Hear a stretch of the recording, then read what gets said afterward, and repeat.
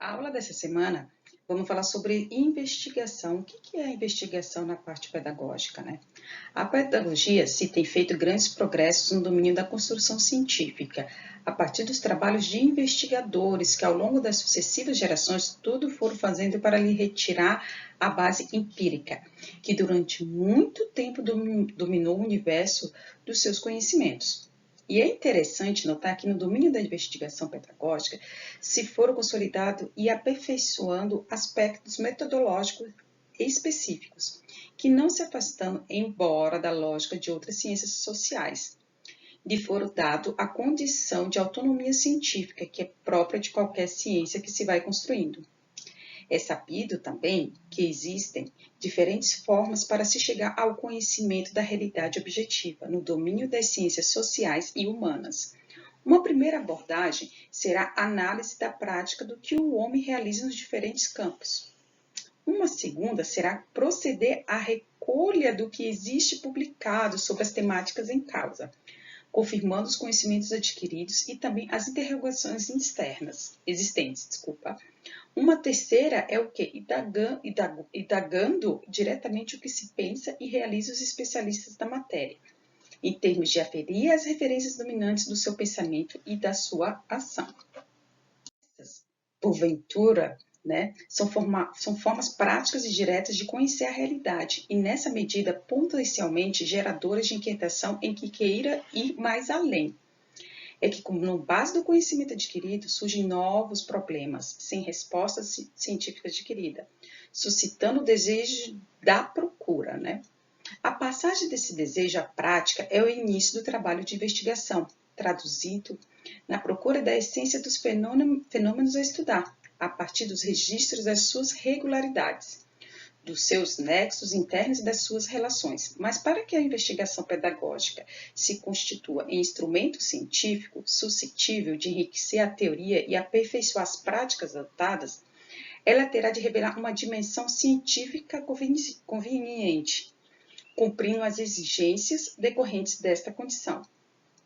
Pensando no concreto, pode ser que os trabalhos de investigação pedagógica devem, antes de mais nada, contar com uma fundamentação metodológica muito sólida, recolhida nos caminhos já adquiridos das ciências sociais e humanas. Depois, apresentar um grande rigor científico na sua concepção, programação e execução. Finalmente, assumir elevada clareza na interpretação dos dados obtidos. Só assim, independente do caráter de novidade que os resultados apresentam ou não, é que se pode dizer que a investigação pedagógica está contribuindo para o desenvolvimento da ciência.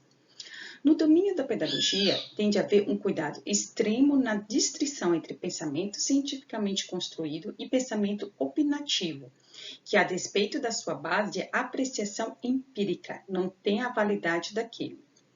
Aliás, é nesta distinção que acabamos sempre por relativizar a ideia original de que o pedagogo todos temos um pouco, certo? Porque pode bem suceder a nossa pedagogia se afaste, mais ou menos, dos caminhos que a ciência aconselha.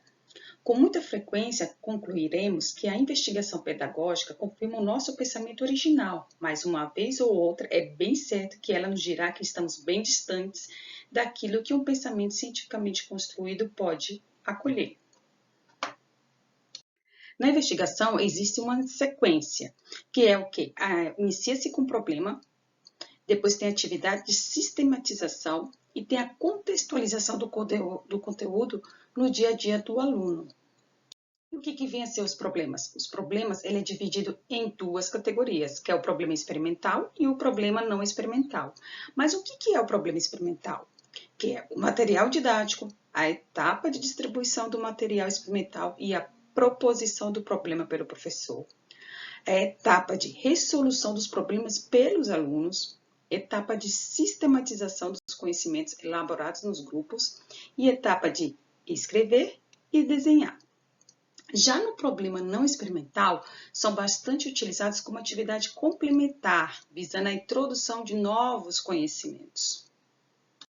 E a demonstração investigativa é o que? São problemas experimentais em que a ação é realizada pelo professor. é a etapa de sistematização do conhecimento, que é o trabalho escrito ou desenhado. Um texto de sistematização se torna necessário para repassar todo o processo da resolução do problema e os principais conceitos ideais. E quais são as atividades de contextualização? São vários tipos de atividades. As etapas são a discussão em grupo pelos alunos, a abertura de discussão com a classe e a escrita individual pelos alunos.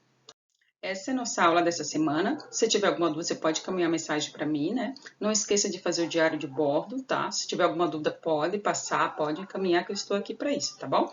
E até a nossa próxima aula. Fique com Deus.